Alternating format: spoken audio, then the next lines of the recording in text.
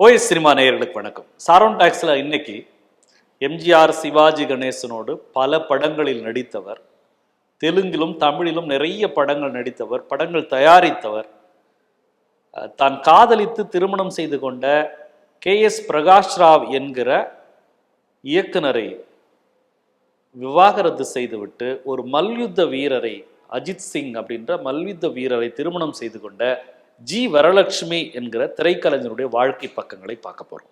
இந்த வீடியோவை உங்களுக்கு வழங்குபவர்கள் பேசஸ் பே, secure digital payments with multiple features and great success rate. G Varalakshmi 1926 ஆந்திராவில் இருக்கிற ஓங்கோல்ல பிறக்கிறாங்க.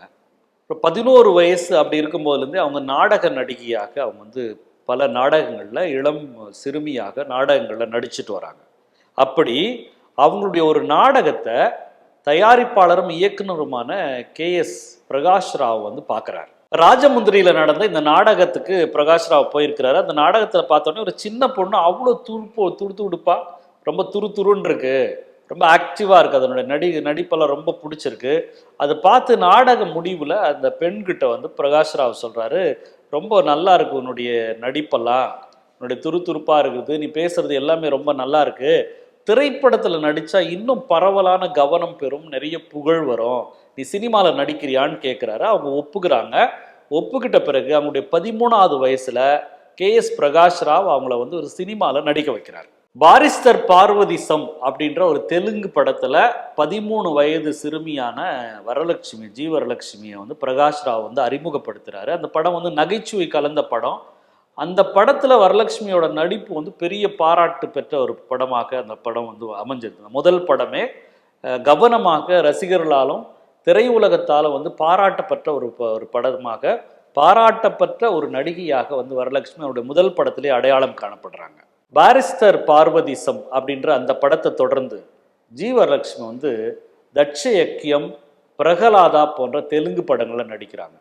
ரொம்ப ஒல்லியான தோற்றம் உடையவராக இருக்கிறாங்க. அந்த நேரத்தில் பானுமதி, காஞ்சனமாலா, புஷ்பவல்லி இவங்கெல்லாம் ஓஹோன்னு புகழின் உச்சியில் இருந்ததுனால ஜி வரலட்சுமியால் அந்த நட்சத்திர அந்தஸ்துக்கு முதல்நிலை நடிகையாக வர முடியாத ஒரு சூழல் அமையுது. ஏன்னா அவங்களுடைய தோற்றம், இன்னும் அவங்களுக்கு இப்போ காம்படிட்டராக இருந்தவங்க ரொம்ப பயங்கர பொலிவோடு இருக்காங்க. அதனால் அவங்களுக்கு இணையான ஒரு நடிகையாக வர முடியாமல் போயிடுது.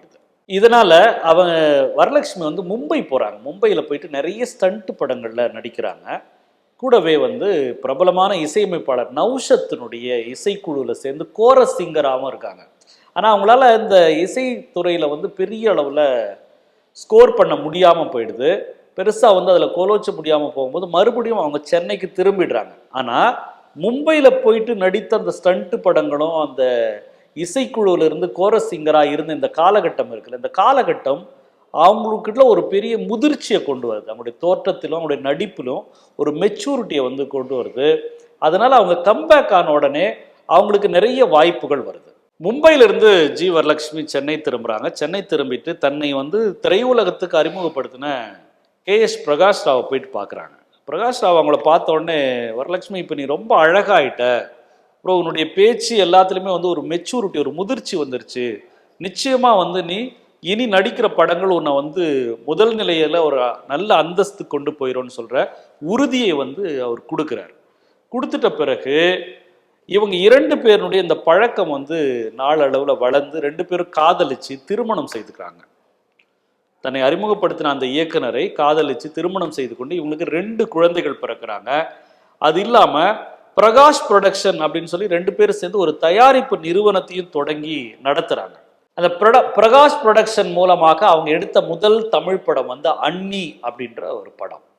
இந்த படம் 100 நாள் ஓடி மிகப்பெரிய வெற்றி படமாக தமிழில் வந்தது. ஒரு சிறுவனுக்கும் அவனுடைய அண்ணிக்கும் இடையில் இருக்கிற அந்த பாச பிணைப்பை உணர்வு பூர்வமாக சொன்ன படம் தான் அண்ணி. இந்த படத்தில் சிறுவன் மாஸ்டர் கோபியாக சேதுவும், அண்ணியாங்க ஜி வரலட்சுமியும் நடிச்சிருப்பாங்க. அந்த படத்தில் போடா கண்ணே போ அப்படின்னு அந்த கோபி வீட்டை விட்டு போகும்போது அவங்க பாடுற ஜி வரலட்சுமி உருவாக்குற அந்த பாட்டை ராமாராவ் அவ்வளோ அற்புதமாக பாடியிருப்பார். தமிழிலும் தெலுங்கிலும் 1951 அன்னி திரைப்படம் வந்து மிக வெற்றிகரமான படமாக ஓடுச்சு. இந்த படத்தை KS பிரகாஷ் ராவ் தான் இயக்கியிருந்தார். அதுக்கப்புறமா 1952 பிரகாஷ் ஸ்டுடியோ அப்படின்னு ஒரு தயாரிப்பு ஸ்டுடியோவை ஒன்றை வந்து தொடங்குறாங்க. தொடங்கி படங்களை வந்து எடுக்கிற நேரத்தில் ஜி வரலட்சுமி நிறைய குணச்சித்திர வேடங்களில் நடித்து ஒரு மிகச்சிறந்த குணச்சித்திர நடிகை அப்படின்ற ஒரு இடத்துக்கு வந்து ஜி வரலட்சுமி வந்துட்டாங்க.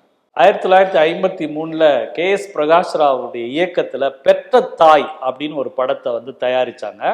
அதில் ஒரு இந்திய தாயினுடைய லட்சியபூர்வமான ஒரு வெளிப்பாடாக ஜி வரலட்சுமி மிக அற்புதமாக ஒரு இந்திய தாயினுடைய உணர்வுகளை அவங்க நடிப்பின் மூலமாக வெளிப்படுத்தி இருந்தாங்க.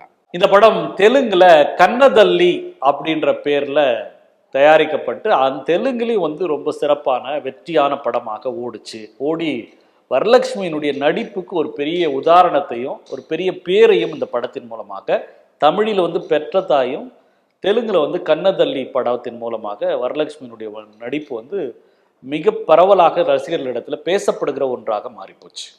இந்த பெற்ற தாய் படத்துல தான் வந்து ஏதுக்கு அழைத்தா ஏதுக்கு அப்படின்ற பாடலின் மூலமாக முதல்ல தமிழ் திரை இசை ரசிகர்களுக்கு அறிமுகமாகிறார் பி சுசீலா. AM ராஜாவுடன் சேர்ந்து பாடிய அந்த டூயட் பாடல் தான் பி சுசீலா தமிழில் பாடிய முதல் பாடல் அப்படின்றது ஒரு முக்கியமான ஒரு செய்தி. தொடர்ந்து ஜி வரலட்சுமி வந்து பாக்தாத் திருடர்கள், சொப்பன சுந்தரி, நான் பெற்ற செல்வம், மாயா ரம்பா, திருடர்கள் ஜாக்கிரதை, இந்த மாதிரியான படங்கள் நிறைய படங்கள் நடித்து மிக புகழ்பெற்ற ஒரு நடிகையாக வந்து ஜி வரலட்சுமி மாறி போனாங்க. இப்படி மாறிப்போன ஜி வரலட்சுமி எப்படி தன் காதலித்து திருமணம் செய்த KS பிரகாஷ் ராவை விட்டு ஒரு மல்யுத்த வீரரை திருமணம் செய்து கொண்டார் அப்படின்ற அந்த பக்கங்களை வந்து அடுத்த நிகழ்வில் பார்க்கலாம். நன்றி, வணக்கம். இந்த வீடியோ உங்களுக்கு பிடிச்சிருந்தா லைக் பண்ணுங்க, ஷேர் பண்ணுங்க, கமெண்ட் பண்ணுங்க. மறக்காம OH சினிமா சேனலுக்கு சப்ஸ்கிரைப் பண்ணுங்க.